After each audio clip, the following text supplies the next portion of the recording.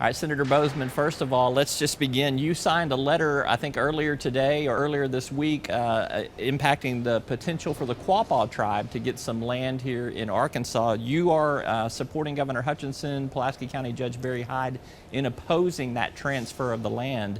What are your objections? What are your concerns? Well, I think my concerns are the same as the governor's, the same as the locals.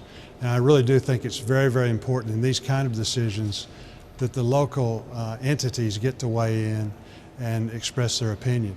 And for the most part, they should go with that. But you know, the situation we have is they're very much opposed, and I also am very much opposed. I don't feel like gambling is the best use of land in that particular area. Well, the Quapaw have said that they're not necessarily going to use it for that development, but so are you not convinced that that's the case? Well, you know, the problem is that they could. And so I don't know exactly what they're going to use it for, but with the door being left open such that they could use it for gambling, then again, I would be in favor of not going forward with the designation. All right, I'm going to shift. And yet I've got great respect for the Quapaws and have a very good relationship with them. I just don't feel like with the opposition of the community, the state's gone on record before also concerning gambling. I just don't think it's the best use of the land. All right, let's shift gears. I want to take us to overseas. Let's talk about what's going on in Iran. We're getting a lot of reports internationally, but still not a lot of clarity. You have written recently that that the long-standing policy that the Iranian regime must abandon its nuclear ambitions is itself being abandoned.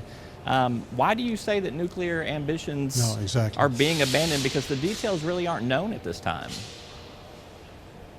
No, they're really not, and it's hard to really know what the details are because the administration says one thing and then the Iranians say something totally different.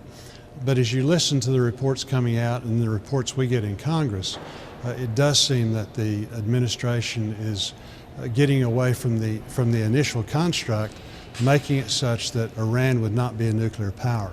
That's what's best for the United States. That's what's best for the world. And we seem to be getting away from that to the point that we seem to be legitimizing Iran having that ability, even though it takes maybe 10 to 15 years. We still don't know if that's part of the deal or not yet, but do you want open inspection and verification? Would that be enough for you? No, I very much want open inspection and verification.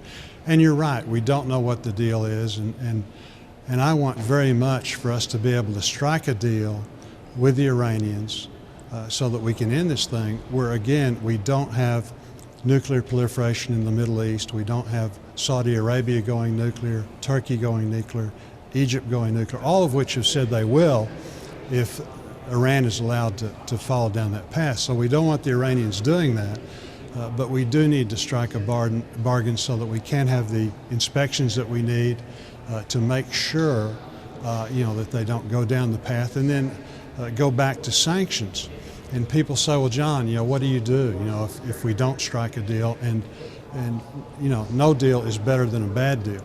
What we do is we continue the sanctions and in fact increase them. That's what's brought them to the bargaining table to begin with, and I think that's the answer to making them continue on.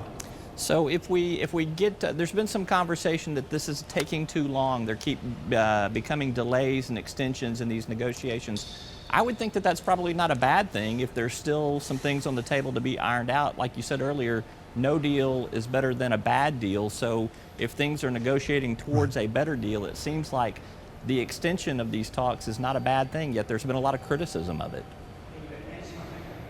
No, I think the extension is a good thing as long as both sides are negotiating in good faith. Now, if the Iranians are dragging this out so that they can continue building their nuclear capability, that's a bad thing. And there is concern that maybe that's going on at the present time. So if there is open inspection and verification and there is a commitment to not develop nuclear weapons with Iran, will you vote for the president's agreement if that's part of the deal? Well, what we've said in the bill that we passed, and initially the president said, it doesn't matter what you do, I'm going to veto it, I'm going to go forward with the deal, we don't need Congress. Congress spoke and they said, yeah, you do need us. And so the agreement that we have is that we will have all of the working notes. We'll be able to look and see exactly what's agreed to. Then we can make a decision over about a 30-day period as to whether or not we agree with the president's decision or not. But I can't say that I'll support it one way or the other until we get the facts.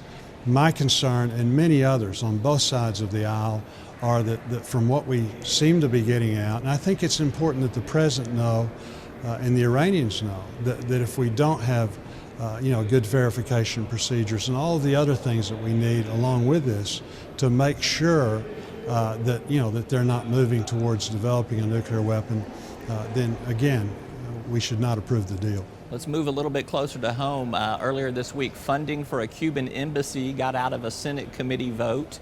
It'll at some point in time be on the floor of the Senate for you to vote on.